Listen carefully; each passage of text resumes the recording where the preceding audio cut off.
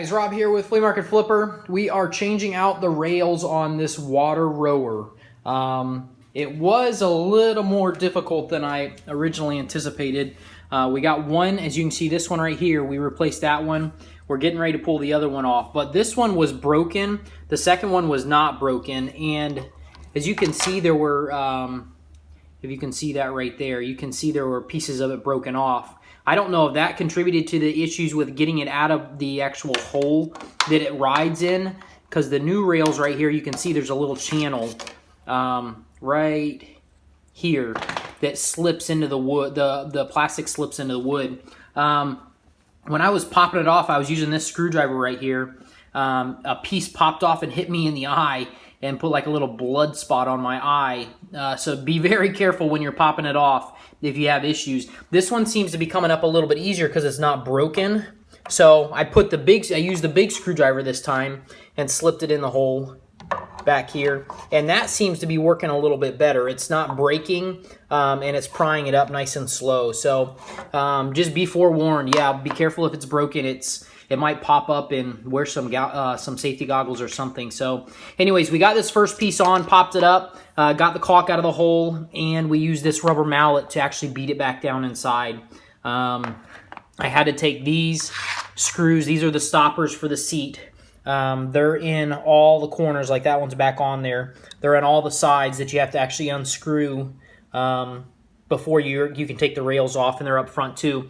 The other crappy part about this was the new rails that came, they don't come pre-drilled with a hole. So once I got the old rail off, I actually laid it in the spot where it was going to sit, and then I marked on it with a marker down at the end where the hole is going to sit, and then I used the drill. That's why I have the drill out here too. I used the drill to drill a hole in it, and they weren't perfect the first time, so once I got them in, I actually had to drill a little bit more while it was on the wood itself.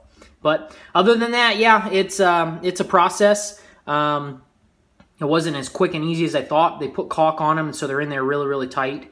And yeah, hopefully this helps you out in future if you have to change these plastic rails out. So, all right, guys. So second rail came out so much easier than the first rail. I don't know if it was because it wasn't broken, but as I popped it out, yeah, you can see that white stuff is actually caulk in there that was holding it in.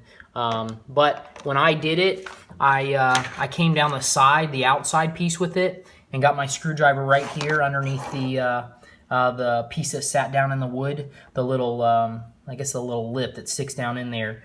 I put my screwdriver underneath that and slowly but surely kept working my way down to the end and popping it up. And it seemed to come off a lot better that time. So, yeah, that's probably the trick to it. But as you can see, this hole right here is already pre-drilled. The new one does not have that on it. So you have to pre-drill that new hole right there.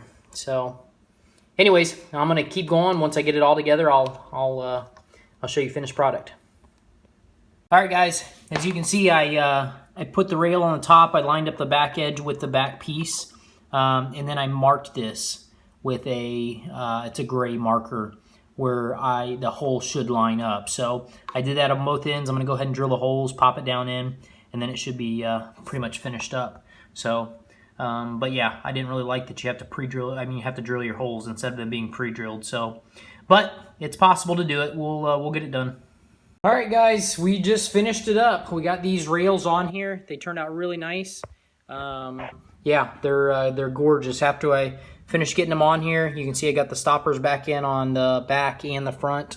I loaded the seat back on. Don't forget to put your seat back on before you put the back stoppers on. So they actually slide in that channel right there. But man, it slides super nice, super quiet. Yeah, so these are in really, really great now. They should make the machine roll so much nicer. So, and again, these were the tools that I used. I had to have a drill. I used two different screwdrivers. You can see the big one on the left and the small one to get up underneath the rail to pry it out. A little putty knife.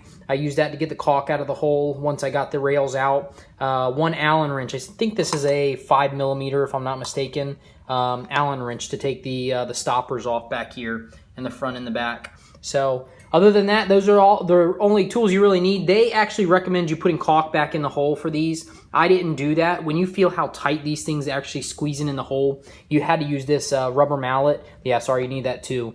You had to use the rubber mallet to actually beat it into the hole. I don't think that it's coming out for anything. So I put it in there. I beat it in with the rubber mallet. It's nice and tight. I don't think there's any way it can come out, and I had to pry it super hard to get it out. So that's pretty much it. So that is my WaterRower. We just changed out the rails on it. They turned out great. And that's it. Hope this helps you guys. If you have to change them out, I hope this helps. Have a great day.